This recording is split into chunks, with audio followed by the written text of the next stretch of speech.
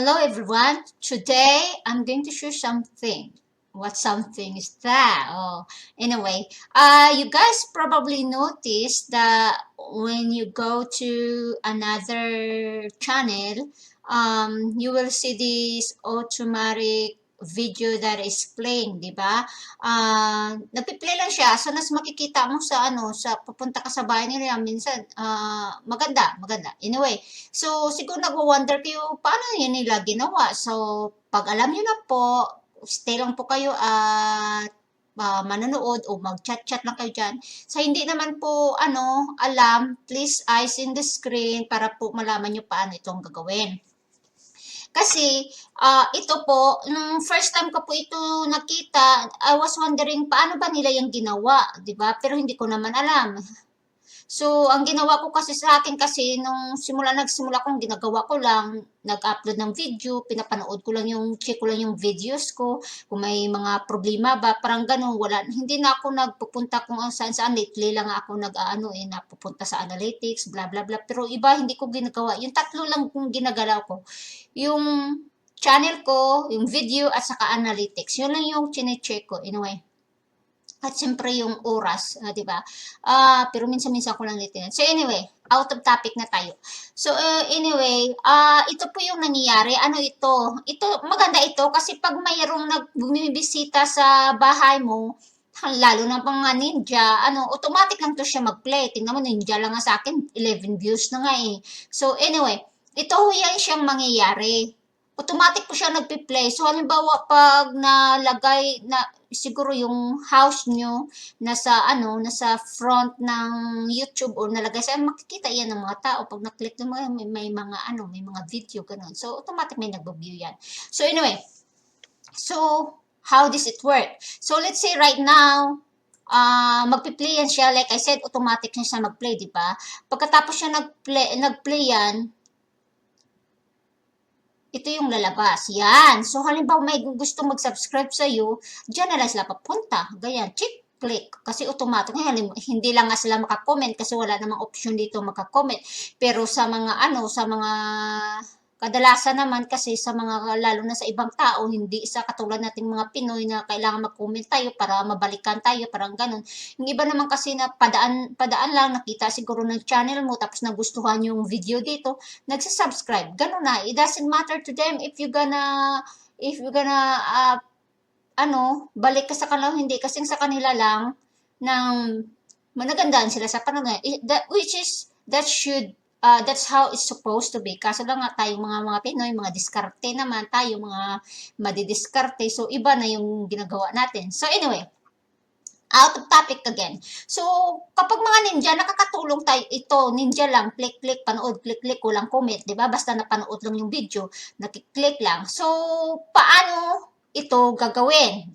So, ito po yung gagawin nyo. Halimbawa, pupunta po kayo sa siyempre yung icon nyo dito, tapos i-click nyo yung channel nyo, tapos customize channel. I-click nyo po yung customize channel. Pag na-click nyo na po yung customize channel natin,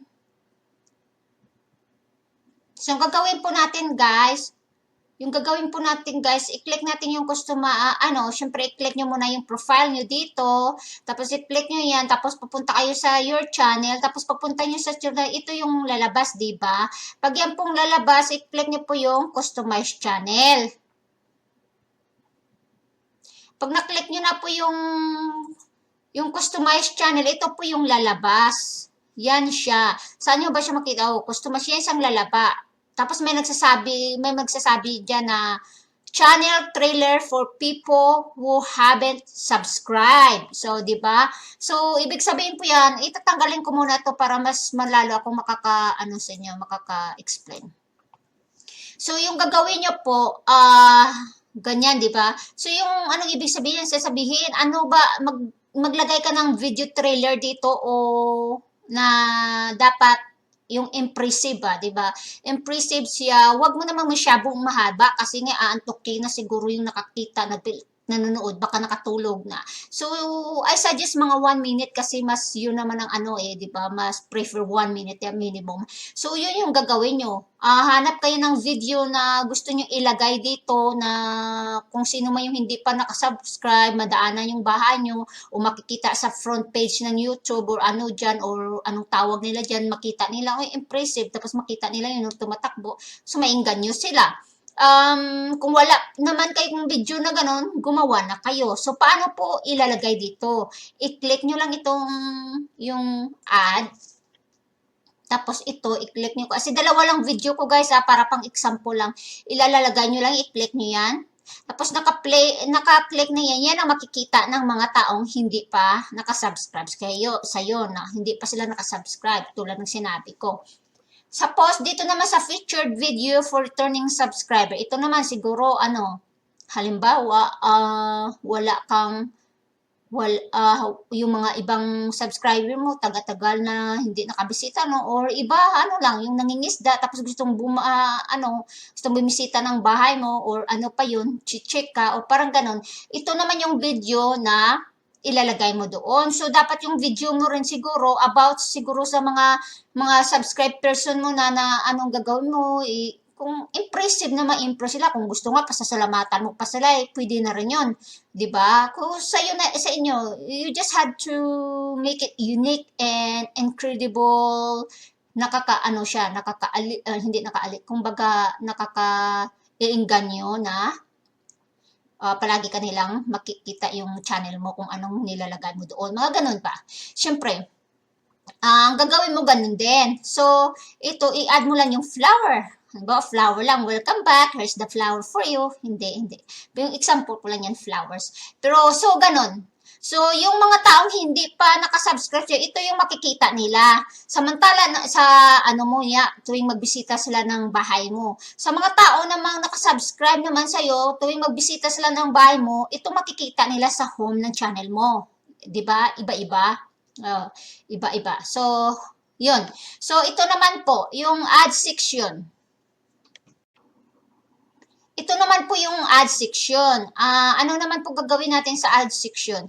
Yung maganda din siya, itong add section. Kasi 'di ba sa bahay natin, meron lang siyang 10 video lang na makikita. Automatic na yan. Pag gumawa ka ng video, kahit 20 video pa, 100 video, yung makikita doon yung 10 lang talaga. Kung ano yung pinaka-latest mo, yun may dagdag. So yung mga old mo, hindi mo makikita doon unless na yung person nag-click ng videos mo, di ba? So yung naka-display lang yung pinaka-latest until 10 backwards. From the latest, back. Yun lang. Tapos patras. So, halimbawa, maging 22 yung latest mo, number 22 na upload. So, ang sunod na ang nakalista lang doon sa front mo, yung 22, 21, 20, hanggang 10, parang ganun, or 11. So, the rest, yung mga 10, 9, 8, hindi mo na yung makikita. May solusyon yan, gusto mo ipakita yung iba. Dito yan yung add section ang sasalo sa'yo. Pero hindi lang yun ang para dyan. Pag ni-click nyo po yung add section, pwede mo yung ilalagay lang yung mga popular videos mo, or pwede din yung mga live stream mo, yun ang ilalagay mo, o yung, pwede na yung upcoming live stream mo, doon mo rin ilalagay. Nasa diskarte nyo na po yun kung ano talaga ang ilalagay mo doon. Pwede din yung single playlist mo, pwede rin yung lahat-lahat na playlist mo, o kayo na po kung ano yung featured channels mo, yung mga channels na paborito mo na punta, no? Favorite mo ngayon si Gabi, ako paborito nyo, ilalagay nyo ako doon, di ba? Kasi paborito nyo nga ako, so ilagay nyo ako doon, di ba? Maganda, kaya kayo ilagay nyo na ako diyan. Sige. Anyway, yan naturo ko. Anyway, yan na guys. So, yan naman yan. Ito naman, sa branding naman tayo. Hindi ko dapat ito gawin kasi sabi ko ilagay, sasabihin ko na lang. So, siguro sa mga profile naman ay wala akong profile, pero alam nyo naman yung anong profile, yung picture na makikita nyo dito, di ba? Yung dito, instead na letter G lang yan, magiging picture nyo dyan. Dyan yan siya papasok. Ito naman yung banner image. ito naman yung siyang background. Di ba may makikita kayo dyan ng mga background ng ibang tao. Halimbawa, saan sila yung kumukuha ng background ng mountain or tubig or building or kung ano-ano pa yung mga background na naiisip ng mga tao para lang maging maganda yung itsura ng channel nila. Dito yan, papasok. So, dyan ka rin mag-upload, maglalagay ka doon. Pag nag-click mo yung upload, syempre, hahanap na kung ano-ano. Dapat may mga pictures ka na dyan na ready na na-edit-edit mo na or simple lang, mag-download ka or mag-take ka ng picture or yung own picture mo na nakita mo ba na pumunta ba kayo ng asawa mo or ng anak mo or ikaw lang nagmuni-muni ka kung saan kasi nakita mo yung kung ano-ano, yun ang lagay mo na paborito mo na lugar, pwede mo ilagay dyan. Paano naman po yung video watermark? Yung video watermark naman siya, wala kasi hindi ako nag-isip na idagdag ko to ngayon sa premiere ko eh. So yung video watermark naman, makikita nyo siguro yung iba, may mga picture dito na nakalagay or mula sa simula hanggang sa dulo, tumatakbo yan. Ganon parang until the end. Yung iba naman, instead na picture nyo yung nakalagay, click me or ang iba naman subscribe, 'di ba? Depende kung anong ilagay niyo diyan. Yung nabasa ko mas favor dayo, kumbaga mas mabuti ang nakalagay dito, click me or subscribe. Click me to subscribe or subscribe to me or click me. Ganon kasi may limit kung ilan lang ano lang kalaki ang sulat. So, siyempre siguraduhin mo din na mababasa ng mga tao yung nasulat kasi maliit lang nga ano lang nga ng GIF lang mga sumaliit lang talaga siya. So, yun ang gagawin nyo. Depende sa akin kasi yung sa akin, picture lang ng anak ko. So, yung tao, siguro pag minsan hindi nila alam kung, picture lang ng anak nyo kasi hindi nga siya lalabas na, click mo ako para mag-subscribe. Hindi nga lalabas yung words na subscribe me unless nilagay mo yung arrow dito. So, hindi talaga siya malaman. So walang makakaalam, hindi nila alam na pwede palang i-click yan para mag-subscribe, di ba? Pero, kaya nga, mas okay or mas needed or mas mabuti yung words talaga nga. Subscribe me and click me. Di ba? Sa akin naman kasi mas gusto ko i-display ang mukha ng anak ko. So, okay lang yun. So, anyway. So, pag meron na kayo, pag nag-upload na kayo, naka-upload na yung nakalagay, merong tatlong option dito, tatlong bilog. Yung option 1, saan mo ba ilalagay ang watermark na ito, yung picture or click me or saan mo ba ilalagay? Sa unahan lang ba? Meron ding B, sa huli, C, mula ulo, simula hanggang dulo. Sa akin naman kasi nakalagay option C which is from the start to end. See guys? Kapish! I hope you guys na intindihan nyo yung sinabi ko at I hope guys na may natutunan kayo. So, thank you for staying and for watching. I hope see you next time. Bye!